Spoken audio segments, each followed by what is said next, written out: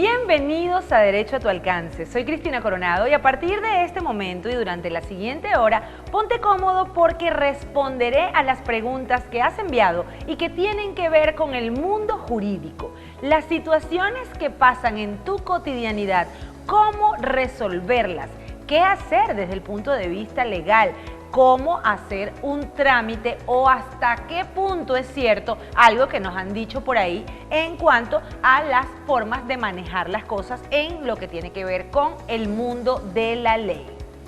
Si es primera vez que nos sintonizas, te cuento que esto tiene una dinámica muy sencilla. Semanalmente recibimos preguntas que ustedes nos han enviado y que tienen que ver justamente con las dudas propias de su día a día. Las procesamos y las respondemos en base a cada uno de los casos en particular. Tenemos 4 intervenciones que dedicamos una a una a responder lo más suficientemente que podamos cada una de esas interrogantes, así que si nos han enviado alguna de estas preguntas, esto probablemente tenga que ver contigo. Comenzamos así.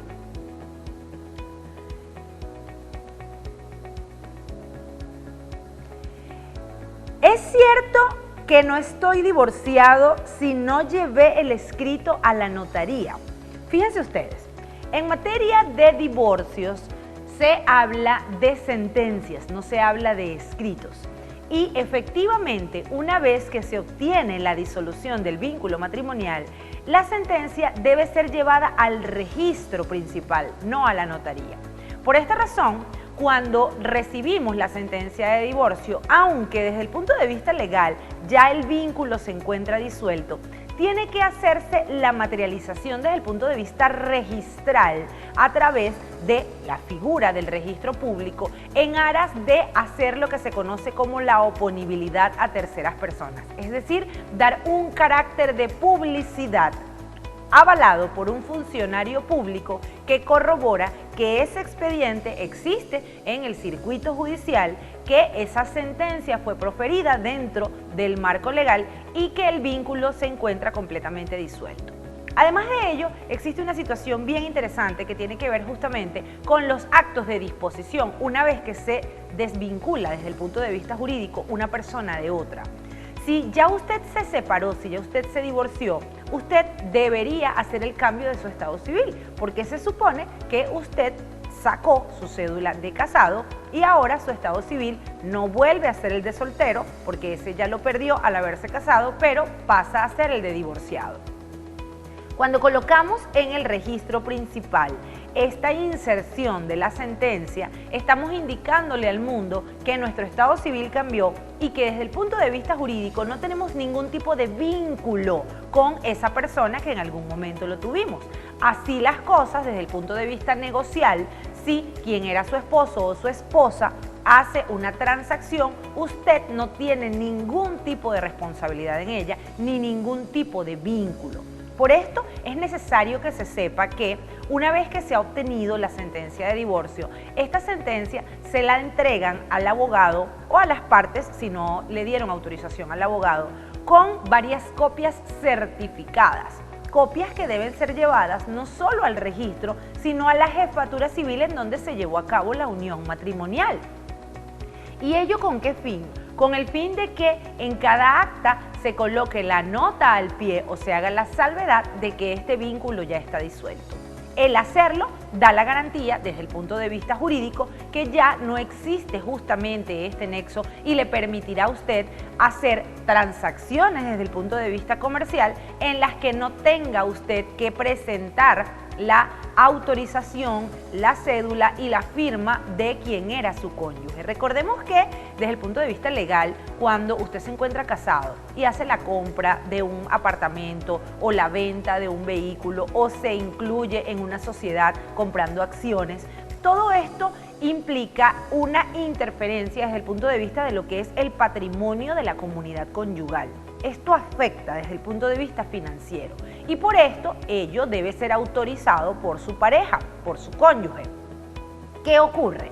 Cuando existe la disolución del vínculo matrimonial, la sentencia que emite el tribunal, bien sea un tribunal civil o un tribunal de protección de niños y adolescentes, si hay niños producto de la unión matrimonial, esta sentencia por sí sola surte efectos entre ustedes, pero a los efectos de la oponibilidad a terceras personas debe encontrarse registrada.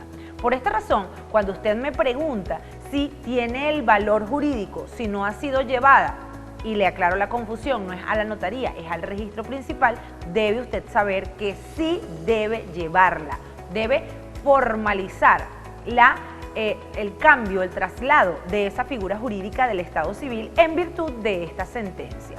Hay personas que creen que no tiene entonces validez la sentencia si no ha sido registrada, y esto no es así. Está emitida por un funcionario investido de autoridad, está emitida por un funcionario público que llevó justamente todas y cada una de las actuaciones tendentes a determinar que todo se encontraba dentro de los parámetros legales. Pero esta sentencia surte efectos entre las personas que formaban parte del vínculo matrimonial, puede ser evidentemente extensiva a los hijos, si hay hijos. A los efectos de la oponibilidad de terceras personas no involucradas en el vínculo matrimonial, la vía jurídica es a través del registro. Por ello, es importante que usted esté asesorado de un abogado diligente que, una vez que ha obtenido la sentencia y que ha tenido la precaución de colocar en el escrito del libelo de la disolución del matrimonio que le sean otorgadas las copias certificadas para hacer el trámite, vaya justamente a estas instituciones a consignar estas copias certificadas para que sean insertadas en los libros correspondientes y quede la nota de inclusión en cuanto a este cambio de su estado civil y en cuanto a la disolución del vínculo matrimonial. Imagínese que usted se divorcia y no lleva la sentencia al registro. Su expareja se involucra en una transacción que puede resultar una transacción monetaria importante, pero que puede tener algunas aristas de ilicitud. Entonces se inicia una investigación penal producto de esta negociación, y la forma en la que se materializa justamente la transacción implicará la traza de los involucrados. Entonces, si usted no ha dejado constancia que ya no tiene un vínculo jurídico con esta persona, puede estar involucrado de manera colateral en esta investigación. Ejemplo sencillo, pueden ser muchísimas más cosas las que puedan ocurrir en torno a los bienes y que usted perfectamente se puede evitar con tan solo llevar la sentencia, la copia certificada de la sentencia al registro que queda ahí mismo en el edificio nacional de acá de la ciudad de Barquisimeto, si nos está sintonizando desde acá, para hacer lo propio. Si nos sintonizas desde otro estado, te cuento que cada circunscripción judicial tiene tanto sus tribunales como sus registros principales, generalmente, si no en el mismo lugar, por lo menos cercanos. Y en este sentido, lo que se tiene que hacer es justamente la materialización de este trámite. Exíjale al abogado al cual contrató para llevar a cabo esta disolución del vínculo matrimonial la constancia de la consignación en el registro correspondiente, o incluso ingrese al portal del registro a los fines de que usted verifique si está debidamente consignada esta sentencia y valorada desde el punto de vista jurídico en su inclusión a los fines de ratificar la disolución del Estado civil. Espero haber respondido a su inquietud y no se vayan, porque al regreso vamos a responder a la segunda pregunta acá en Jurídicamente Hablando.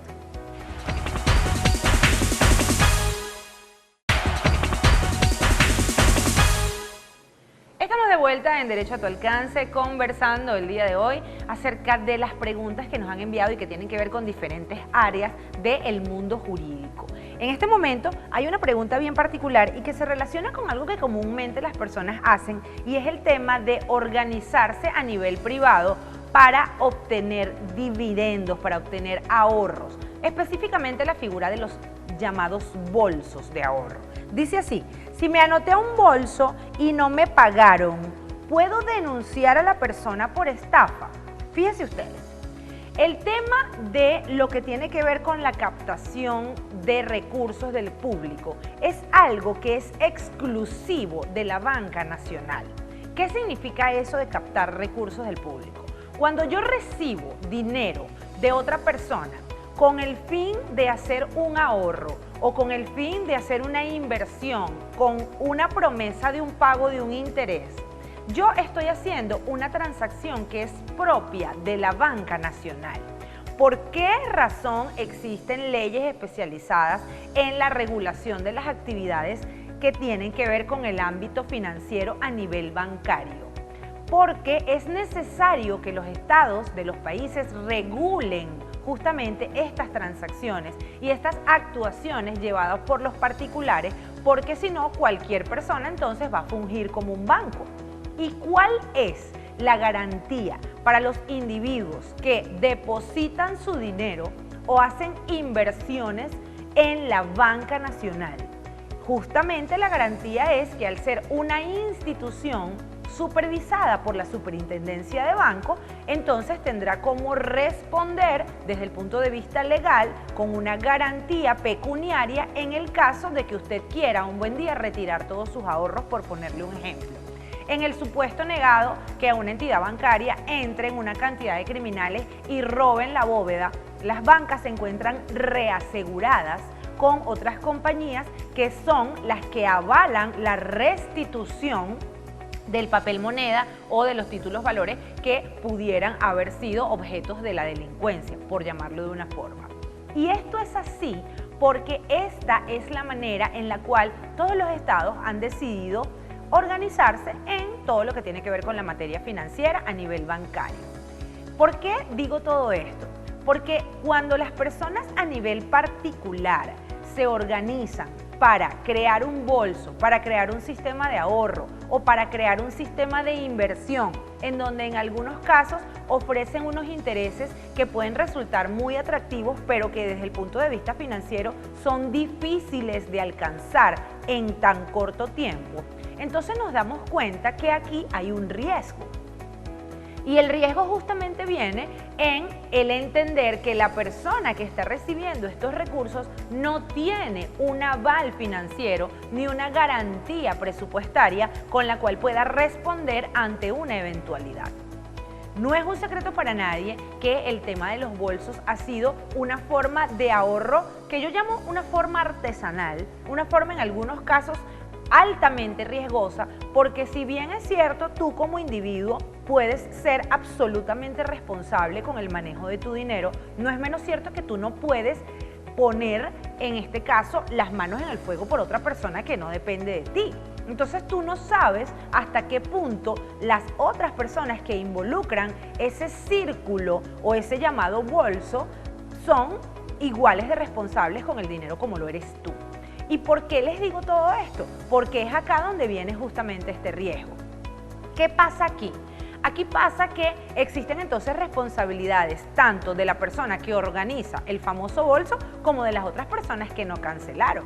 Y hay algo bien interesante en materia de ley y es el hecho de que esto podría ser una transacción de carácter mercantil. Esto podría convertirse en una especie de contrato entre ustedes, entre los integrantes de este bolso, en donde se habla de una especie de inversión con unas cuotas y con unas cosas, pero lamentablemente al tratarse de la captación de recursos del público, antes que una estafa, se está cometiendo es el delito de captación indebida de recursos del público. ¿Por qué? Porque las personas que no conforman una persona jurídica, que no representan una entidad financiera en un estado, no tienen autorización del único ente que está en la potestad de conceder estos permisos, que es la Superintendencia de Banco, para recibir dinero de otras personas, ni mucho menos para ofrecer un interés. ¿Han visto por ahí algunos casos en donde las personas hacen bolsos que tienen incluso el pago de un interés? ¿De dónde sale ese interés? Y matemáticamente todo está calculado. Si hay 10 personas que entregan $100, entonces esos $100 se tienen que convertir en 1000. ¿Cómo es que en algunos casos entonces ofrecen un poquito más bajo una figura de inversión? ¿O cómo es que en algunos casos hasta ofrecen menos? ¿Sí? Y por esto es aquí todas estas irregularidades que tienen justamente que ser reguladas desde el punto de vista legal. Por esto le invito entonces a que si siente que esta persona no ha cumplido con el deber de la restitución de lo que se suponía que le competía por el tema del ahorro acumulado, entonces la denuncie, pero no la va a denunciar por estafa. La denuncia se la van a procesar es justamente por la captación indebida de los recursos del público. ¿Y por qué no es una estafa? No lo catalogo como una estafa de primera mano, ¿ok? Habría que hacer una investigación más profunda porque la estafa implicará un engaño. La estafa implica que el autor del delito desde el principio de la negociación sabe que hay un ardid, o sea, tiene una mala intención y sabe que algo está mal, que no se lo dice a usted, que de habérselo dicho, usted no hacía el negocio. Por ejemplo, si yo estoy entonces haciendo este famoso bolso y sé que las últimas 3 personas que están en el bolso son unas personas que no son de fiar financieramente, pero sin embargo yo le dije a usted que se inscribiera, que estas personas le iban a pagar. Esa podría ser una condición, pero en el caso de que la persona que está organizando este famoso bolso actúa desde la buena fe de entender que todos los involucrados van a ser responsables, la conducta que está cometiendo es la captación indebida de los recursos del público. Y si es investigada penalmente es justamente por este delito. Las acciones que se puedan tomar en contra de estas personas que no devuelven dinero que les ha sido entregado sin contar, repito, con la autorización legal para captar este dinero, son infinitas. Usted puede incluso demandar civilmente, usted puede tratar de llegar a una mediación extrajudicial en donde la persona se comprometa mediante algunos plazos, mediante algún contrato, mediante algunas letras de cambio, en fin. Por un tema de dinero, yo siempre le digo a mis clientes que siempre hay vías jurídicas, lícitas, para organizar lo que tiene que ver con deuda. Pero lo que se debe saber es que ningún sistema financiero de captar recursos del público, llámese en este caso bolso, flor de la abundancia o cualquier pirámide, cualquiera de estas figuras de ahorro que no dan una garantía, no son seguras. Son riesgos aceptados socialmente que pueden incurrir justamente en la pérdida del dinero que usted con mucho sacrificio entonces se ganó. Por esta razón, aunque no sea de la misma forma rápida en la que la mayoría de las personas desean, la invitación es que haga su ahorro normal. Si usted tiene la capacidad de entregar mes a mes un dinero a una persona o semana a semana un dinero a una persona para que al cabo de tantas semanas usted reciba una cantidad, entonces ahórrelo. Ustedes me dirán, bueno, pero es que el beneficio del bolso es que te dan un número y quizás el número es anterior a la cuota. Por ejemplo, yo recibí el número 2 y son 10 cuotas, significa que voy a recibir el dinero en este momento. Sí, pero es que ese es justamente el riesgo que viene implícito, tanto para usted como para las otras personas. Porque ¿qué ocurre si usted al recibir este dinero, luego de esto fallece? O luego de esto se hace insolvente y no tiene cómo cancelar las 8 cuotas que quedan pendientes. Por esta razón, el Estado venezolano regula esta figura a través de la Ley General de Bancos y no podemos utilizar nosotros figuras privadas que nos pueden colocar ante la comisión de un hecho punible. Espero haber dado respuesta a su inquietud y al regreso responderemos a la tercera pregunta acá en Derecho a tu Alcance. Ya volvemos.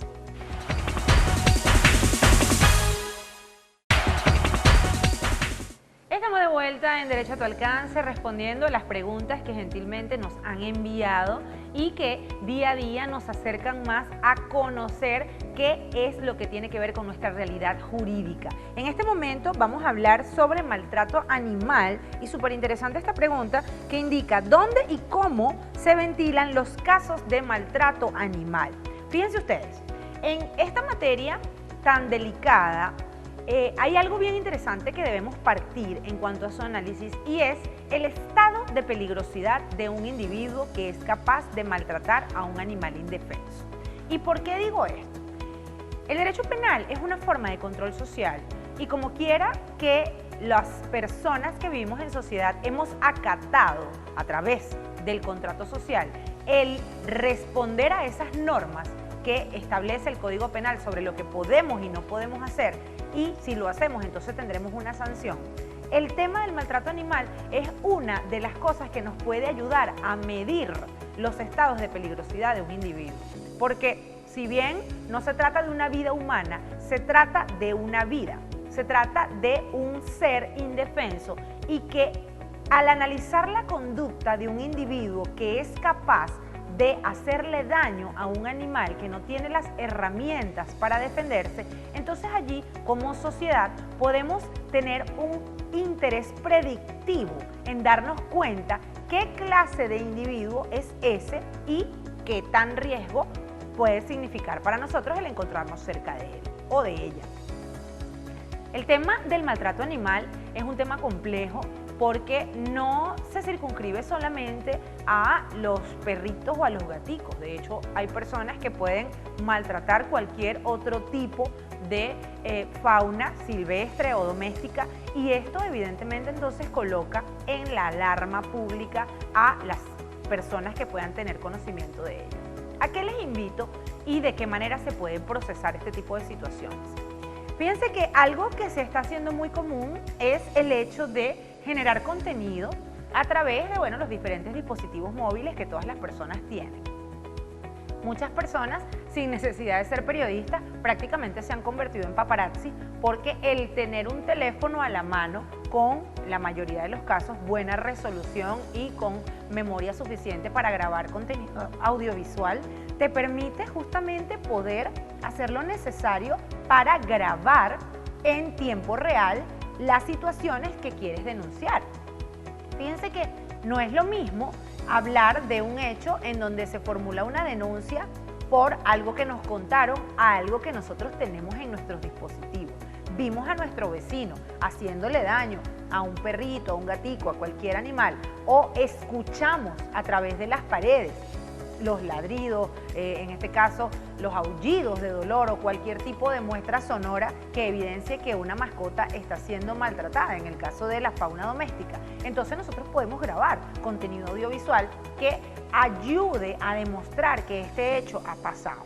También se ha visto que a nivel público se ha mediatizado justamente este tipo de conductas, se han elevado a conocimiento de las autoridades de investigación penal del país este tipo de situaciones porque son evidentemente alarmantes, pero si ese es su caso y usted está en conocimiento de una situación de esta, debe saber que cualquier organismo puede ser receptor de este tipo de denuncias.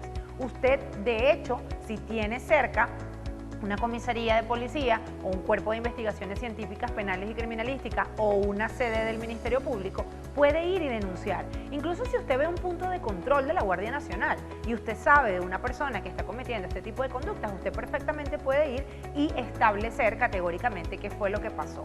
¿A qué le invito yo? A que lo haga de una manera responsable. No se trata de denunciar presunciones. Se trata de denunciar cosas que realmente se saben que están ocurriendo, porque interponer una denuncia penal en contra de una persona viene o trae aparejado con posibles consecuencias legales, por ejemplo, por la calumnia. Cuando denunciamos algo que sabemos que no ocurrió y sometemos a una persona a una investigación penal y además hacemos que el Estado venezolano active sus vías jurisdiccionales de investigación, entonces estamos calumniando a una persona y podemos ser nosotros los que terminamos investigados. Pero si ese no es su caso y realmente está completamente consciente de que hay animales en peligro y de que esta persona en sí misma tiene muy poca falta de control de los niveles de tolerancia a la frustración y constantemente se altera o no sé, quizás a través del consumo de algún tipo de sustancia, puede ser alcohol o puede ser droga, su conducta se modifica hacia volverse o tornarse violenta, entonces usted está en el deber de formular esta denuncia. Podrían preguntarme qué hacer en aquellos casos en donde no quiere que la persona sepa que usted fue quien lo denunció. Pues esto también es perfectamente controlable en el Estado venezolano y tiene que ver con la potestad de que en lugar de colocar todos sus datos en la hoja de denuncia se coloquen solamente sus iniciales y los datos del denunciante se coloquen en una hoja aparte, ello en virtud de lo que tiene que ver con el derecho de la víctima, testigos y demás sujetos procesales a ser representados jurídicamente en cuanto a la protección de su identidad. El temor a las represalias, entiendo que es un temor que no es infundado, es un temor que se responsabiliza o viene a ser la resultante de una conducta agresiva de una persona que podemos que sabemos que puede arremeter contra nosotros, así como lo ha hecho contra un animalito indefenso. Pero el deber desde el punto de vista ciudadano que cada uno de nosotros tenemos al poner en conocimiento a las autoridades de un hecho de este tipo, pues es mucho más grande que esta situación, amén de lo que les acabo de decir en cuanto a la factibilidad de que protejan su identidad. También, de hecho, existen líneas telefónicas para denuncias anónimas. Cada portal de cada cuerpo de investigaciones, de cada organismo de seguridad, de política criminal o de patrullaje preventivo tiene números telefónicos de acceso en donde usted puede hacer de conocimiento público lo que está ocurriendo, pero siempre desde la postura de que lo que está pasando sea algo factible, sea algo real y constituya realmente un riesgo para ese individuo. ¿Qué ocurrirá con esa persona? ¿Qué ocurrirá con esos animalitos? Bueno, en el mejor de los casos, si todavía se encuentran con vida, entonces serán rescatados y colocados en un refugio en donde les den el tratamiento correcto y con mayor suerte, pues pasarán a ser parte de una familia amorosa quien les termine de dar una calidad de vida óptima, la que merecían. ¿Y con este individuo qué pasará? Pues será llevado al sometimiento de la investigación en donde será necesario estudiar su nivel de peligrosidad, verificar hasta qué punto se encuentra bien de salud mental y constatar en qué nivel constituye un peligro para sí mismo, para otras mascotas o para otros individuos. La judicialización de estos casos es muy importante porque, si se quiere, es una forma de hacer control social, de prevenir daños mayores y que se necesita los efectos sociales para evitar que una persona como esta entonces continúe en la proliferación de este delito.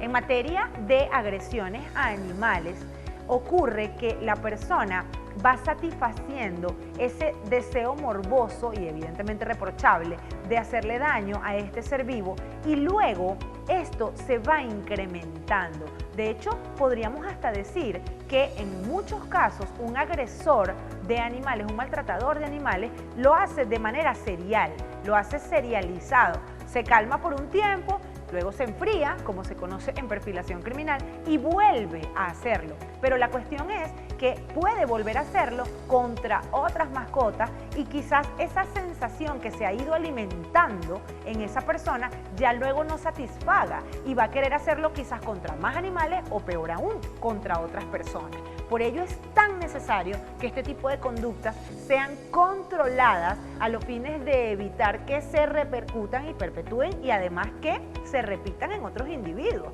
Porque cuando hablamos del derecho penal como una forma de control social, estamos recordando que las personas son controladas al observar qué le ocurrió a otra persona con una conducta similar. Entonces, mi invitación para usted es que si puede hacer un registro fílmico de lo que está ocurriendo, lo haga porque esto le daría más soporte y ayudaría más a los investigadores y que se atreva justamente a formular esta denuncia, no solo por esos pequeños animalitos, sino por esa misma persona que quizás aún esté a tiempo de evitar convertirse en un delincuente de mayor peligrosidad y a usted que lo tiene cerca y que probablemente esté corriendo un peligro con estar rodeada de este individuo. Al regreso responderemos a la cuarta y última pregunta acá en Derecho a tu Alcance. No te vayas.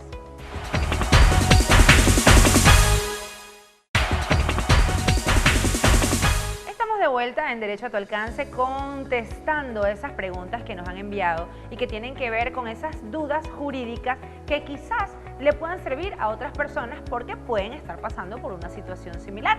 Esta pregunta tiene que ver con la prescripción de los delitos y me encanta que la hagan porque hay casos que no solo pasan en películas, que pasan en la vida real y que tienen que ver con lo que nos están indicando acá. Fíjense lo que dice.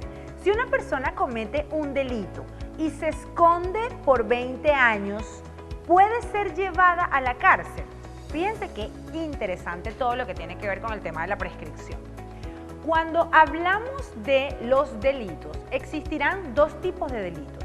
Los delitos que son prescriptibles y los que no prescriben. Los delitos que no prescriben son delitos que se persiguen durante toda la vida. Es decir, son delitos imprescriptibles que pueden ser perseguidos hoy, mañana y durante el tiempo en el que la persona todavía se encuentre viva.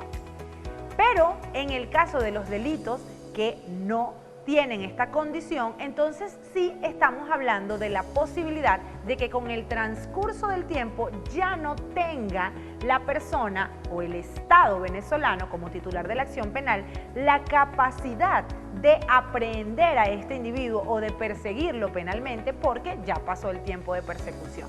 Imaginen un alimento. Los alimentos tienen un tiempo de caducidad. Las leches, por ejemplo, los lácteos, tienen una fecha de vencimiento. Entonces usted sabe que durante ese tiempo lo puede consumir, pero transcurrido este ya no lo puede consumir, por lo menos no está apto para el consumo humano. Igual ocurre con el tema de algunos delitos. Imaginemos que el delito que esta persona cometió es un delito de estafa. Si esta persona se encerró 20 años por un delito de estafa, debo decirle que perdió 15 años de su vida.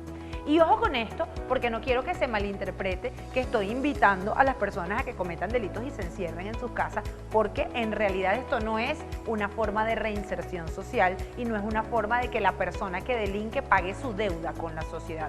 Pero si hay que ser legalistas, hay que establecer la importancia que tiene del debido proceso y de las garantías constitucionales en un Estado como el nuestro, en donde se respeta la primacía de la ley. Y la ley establece el tiempo de pena de cada delito. No le puedo responder específicamente a esta pregunta porque no sé cuál es el delito que cometió y dependiendo del delito, entonces habrá un tiempo en el cual prescribe o no. Pero puedo indicarle que la mayoría de los tipos penales de los que tienen un carácter de prescripción, con un paso de tiempo tan largo como 20 años, probablemente ya estén prescritos. ¿A qué le invito? A que vaya. Búsquese un código penal o busque en Google el delito que la persona cometió y revise la pena que ese delito trae. Todos los delitos tienen al final de su descripción una consecuencia y esa es la pena. Entonces va a encontrar dos números allí. Va a decir el legislador, quien cometa tal y cual conducta será sancionado con pena de prisión de tanto a tantos años. Imaginemos, esto es un ejercicio súper práctico que le puede servir para el análisis de cualquier otro tipo de delito. Si a usted le dicen que usted será condenado a una pena de prisión de 2 a 4 años si comete una conducta, entonces usted agarra y suma 2 más 4 y esos son 6 años. Y a esos 6 años le va a sacar lo que se denomina la media, la mitad. ¿Y por qué la mitad? Porque esa es la pena de la que se parte para calcular lo que se denomina en derecho penal la dosimetría. Entonces la mitad de 6 son 3. 3 años sería el tiempo que la persona por cometer una conducta particular sería entonces condenado. ¿En cuánto tiempo prescribe la persecución penal de un delito de 3 años? Bueno, por lo menos se requiere que haya transcurrido el doble de ese tiempo sin que el Estado haya hecho nada para la persecución. Porque aquí hay otro elemento y es súper importante. No se trata nada más de encerrarse en una casa, no sé, en un sótano, una cosa así, y ya considerar que la persona nada más va a esperar el transcurso del tiempo. No, se trata de que no se haya hecho nada en la investigación para tratar de encontrar a esta persona. ¿Por qué? Porque los actos que tienen que ver con cada uno de los elementos para perseguir a un individuo, sin duda tienen una interrupción de la prescripción. Entonces, dependiendo de la naturaleza de cada delito, habrán actos que interrumpirán ese paso del tiempo. Y quizás esa persona salga luego de 20 años de haber estado escondido, pero esa persona tenía una orden de captura y esa persona tenía una investigación completamente llevada a cabo en donde el Estado venezolano hizo todo lo necesario para ver qué es lo que había allí.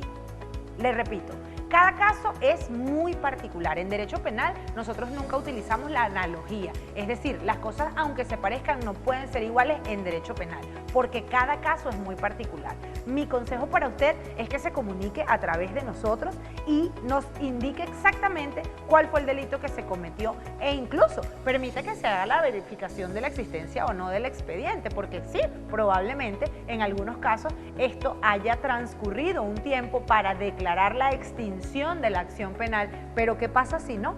¿Qué pasa entonces si esta persona todavía tiene la deuda social? O si, mejor dicho, durante todo este tiempo esa persona reflexionó y cayó en cuenta, quizás por el deber divino, si es creyente, de pagar su deuda moral ante Dios y ante la sociedad, que es un momento de hacer lo propio. Todo esto resulta necesario analizar, y por eso es importante que sepan que ciertamente existe la figura de la prescripción como una manera de proteger a las personas de que no sean perseguidas durante toda su vida, pero también tiene que ver con una consecuencia de que el Estado no haya hecho nada. Si es el Estado quien no ha hecho nada para garantizar la persecución y la aprehensión de un individuo, entonces allí sí podríamos hablar de prescripciones. Pero si por el contrario el Estado ha sido diligente, se han iniciado las investigaciones, se han librado las capturas, se han hecho las citaciones correspondientes, aquí el escenario puede cambiar. Cada uno de los casos tiene una respuesta particular y cada una de tus inquietudes debe ser analizada en el marco jurídico que corresponde, y para eso está creado este espacio. La invitación es para la próxima semana, para que sigamos respondiendo a esas inquietudes que tienes y para que toquemos cada uno de los temas que son de interés desde el punto de vista legal, pero sobre todo para que tú te enteres y te convenzas que el derecho está a tu alcance.